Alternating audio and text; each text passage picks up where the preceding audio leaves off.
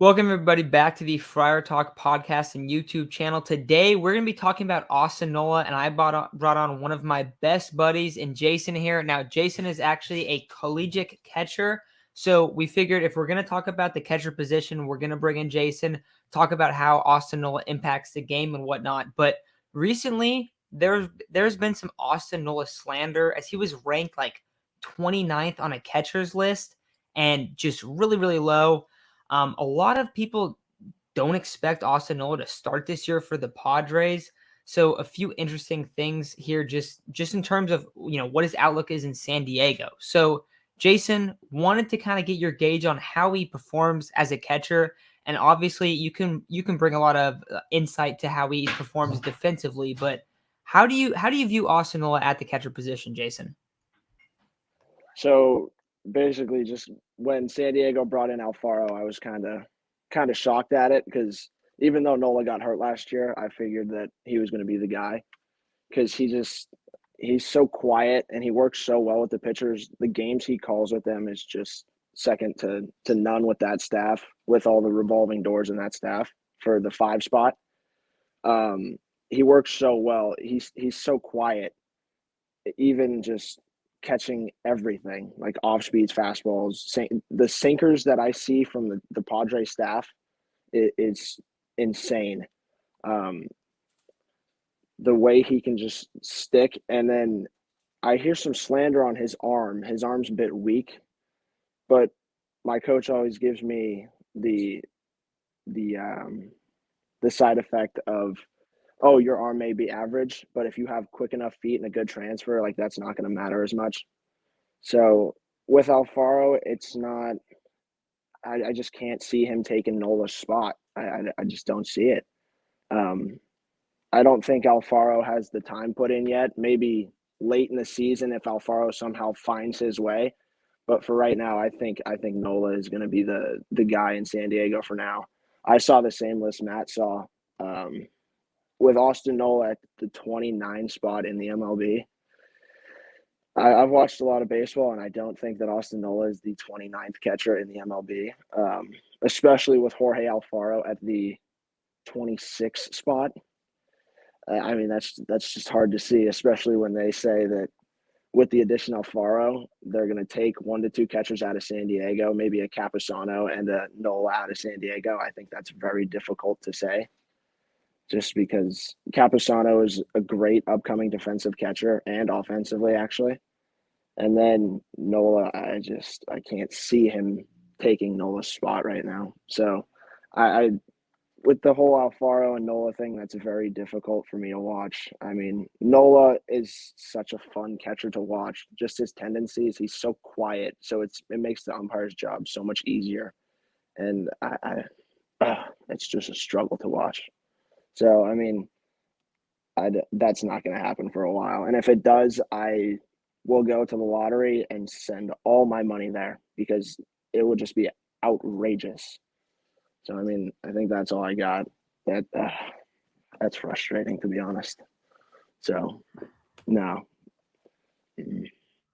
So how I think of it is, if the Padres are going to want to get rid of one of Will Myers or Eric Hosmer, it probably will take Campusano, unfortunately. But the reality is, I see them both being on the roster, and I mean, I don't think it's a bad thing. I think the Padres still have room; they can still improve with both of them on the roster as long as they're, as long as Will Myers is able to improve just a little bit, and Eric Hosmer stays off the field as a first baseman.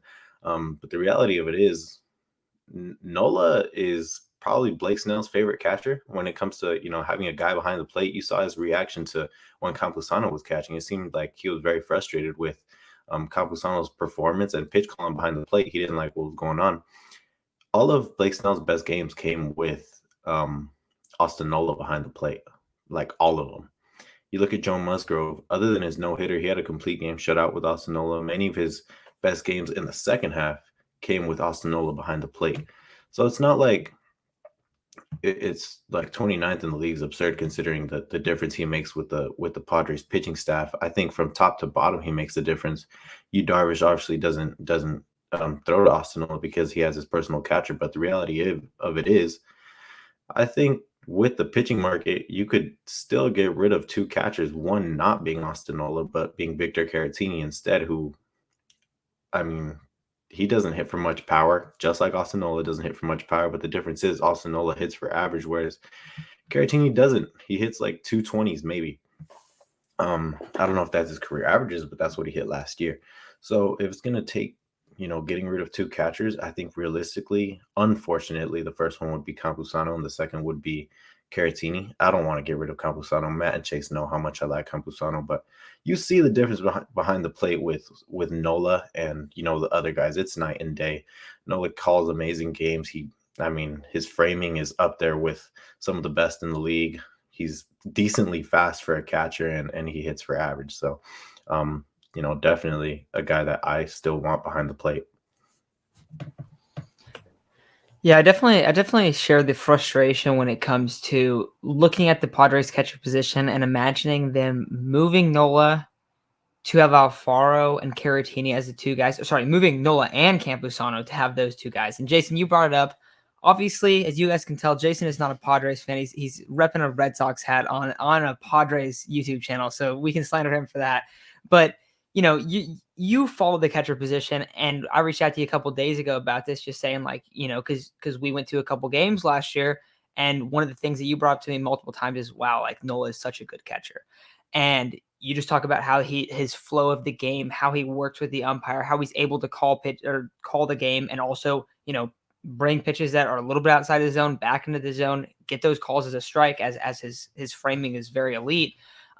And we look at Alfaro, and while none of us have watched Alfaro on the level that we've seen Austin Nola, we've seen how good defensively Austin Nola is. And Isaac, you also brought up when in comparison to Luis Campusano and Austin Nola, as if that's going to be your primary catcher, because I think one of those two guys is the future primary catcher for the Padres. And I think looking at the roster, that's what you got to expect. And for the Padres, we've seen the frustration from Blake Snell when Luis Campusano is catching. And it makes sense. He's a much younger catcher. He hasn't been around the game as much. But whereas Austin Nola has so much flow with the game, and you see the pitching staff perform so much better when he's behind the plate, I find it very interesting that people even knock him defensively. And Jason, you also brought up that people try to knock his arm. But when you're looking at catchers, I think even in San Diego, when we look back at the catcher position, you had Austin Hedges behind the plate. A few years ago, you had Austin Hedges and you had Francisco Mejia. Anyone could tell you which guy had the better arm, and anyone could tell you which guy was the better defensive catcher. And it was very clear that those were different guys. Francisco Mejia had a rocket. He was terrible defensively behind the plate. And so when you look into, this guy has a cannon behind the plate, that doesn't necessarily mean they're a good defensive catcher. So maybe Austin Nola's physical traits don't pop off the screen, but that way he calls the game, the way that he's able to flow with the umpire, and the way that maybe he doesn't have the best arm in the game, but he's able to put the pitcher in a very, very comfortable spot. We see the different stats when it comes to your pitchers pitching with him. We look at Blake Snell's number when Austin Nola is behind the plate and when he's not, and it's so much different that you look at him defensively, you go, okay, this is an upper tier guy defensively, and then he also hits 270 to 280. So the big question for Austin Nola is, can you stay healthy? And if he is healthy, he is one of the better catchers in the game, and it just seems like he's a throwaway at this point. And it is just so fascinating to me that that's happened. So, I bring up all this stuff, but Jason, the one question I have for you, and then we'll wrap back up with Isaac, is when you bring up like how he's quiet behind the plate, I know that's more about the game flow and stuff, but what is it about the game flow of Austin Nola that makes him better than the average MLB catcher?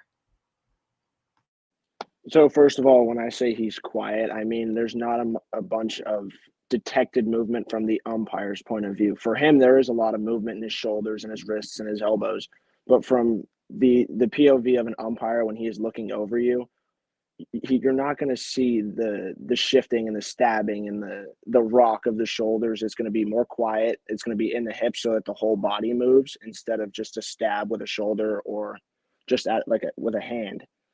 So with him, he understands his pitchers to a point where you'll see a release point and he'll be able to adjust before it's thrown so that it's just a much smoother transition as compared to I saw Alfaro in I think one game for a few innings where it didn't look like he was super comfortable catching whoever he was catching that game. He was super stabby and on his toes, almost falling over.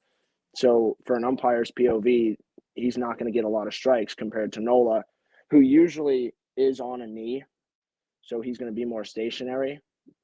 Nola will just get more strike calls because he's more stationary and he understands the flow of his pitchers more than Alfaro will, because I don't think Alfaro is super great defensively. He does have a good arm. I will give him that. He has a rocket arm. But as Matt said, you have a rocket arm, but that's not going to make you a super great defensive catcher. It's the blocking. It's the understanding of the pitchers that you're catching. And then it's just understanding the flow of the game and what you're getting from umpires and what you're not. So at the end of the day, I think Nola just has the upper hand right now. Yeah, it's definitely important to know how many pitches Austin Nola saves his pitches from, with how many corner balls that end up being strikes because of how good he is at framing, and yeah, he's not the best when it comes to throwing people out, but I mean, when it comes to giving his pitchers some strikes and blocking and everything like that, he's fantastic. And I think it's kind of an underrated aspect of it because many people just think of him as a contact hitting catcher. And I think most of his prowess and most of his compliments from other people come from how good he is at calling games. But definitely when it comes to framing and other important aspects of being a catcher, he's fantastic at it. And seeing him ranked 29 is absurd. There's no way there's 28 better catchers in the MLB than Austin Nola. I think all Matt, Chase, and I had him top 10 in our rankings because there's not many catchers that could hit 270 whatever 260 plus, be decently fast, and call some great games and be good at framing. I mean, he's not the best. I think he's an average catcher, but that's just the state of catching right now. There's a lot of average catchers. So I want him to be a Padre for the long run. I also want Campusano to be a Padre for the long run. But I can acknowledge one of them might be gone, maybe both of them, unfortunately. Hopefully we keep one. I'd like to see Caratini gone, because if you get rid of both Nola and Campusano, you don't have a catcher for the future, and you don't have a catcher you have a catcher for the present, but you don't have a good catcher in the present. So, yeah, that's my thoughts on Austin Nola. I hope he stays a Padre. Yeah, I do find it really interesting, just the way that we haven't talked about Austin Nola that much on this show, just because most of the talks end up being, trade rumors or stuff like that. But you look back on the trade for Austin Nola, and the Padres gave up Taylor Trammell, Ty France, Luis Torrens, and Andres Munoz. That is a heavy haul. Now, they also added two relievers in Dan Altavilla and Austin Adams in that trade, but the primary move was for Austin Nola. And I just find it so odd that he's just been kind of written off, not only by just general MLB fans, but a lot of Padre fans don't really feel like he's that great. And if I'm going to pick one guy that, if the big question is if he's healthy, he's going to be that guy, it would be Austin Nola. So we posted a question for our mailbag episode early this week. We asked you guys, who's your bounce back Padre for 2022? And I think there's a bunch of good answers, but one that I initially didn't see that much of is Austin Nola. And I will say right now, Austin Nola is going to be my biggest bounce back candidate for the Padres. Him and Blake Snell are going to be my guys. We'll talk about that later this week, but I think Austin Nola is going to have a tremendous season next year. And as long as he's healthy, he is going to be a top 8 catcher in the league. And I think it's going to be really hard to find a handful of guys better than him. So ranked 29th to me is just ridiculous, because Isaac, we all had him top 10, and some people were like, hey, you have Austin Nola way too high. I really do not think we do. And there was some rankings I made where I was like, yeah, I could see how someone would disagree with that. I thought Austin Nola was honestly, in terms of talent, is clearly a top 10 catcher. So pretty crazy that he just kind of gets forgotten about. But I think he's one of the Padres that, could have a huge impact on this 2022 season as long as he is healthy. Now, of course, that's a big caveat. That's a big caveat with a lot of guys. But if he's healthy, I think he's going to have a great year in 2022. So with all that said, thank you guys for listening. Jason, thanks for hopping on, talking some catcher stuff with us. Hopefully we'll have you on soon, maybe wearing a different hat. But with all that said, we will talk to you all soon. And go Padres, not the Red Sox in this one. But get ready, book it, Austin Nola, comeback Padre of 2022.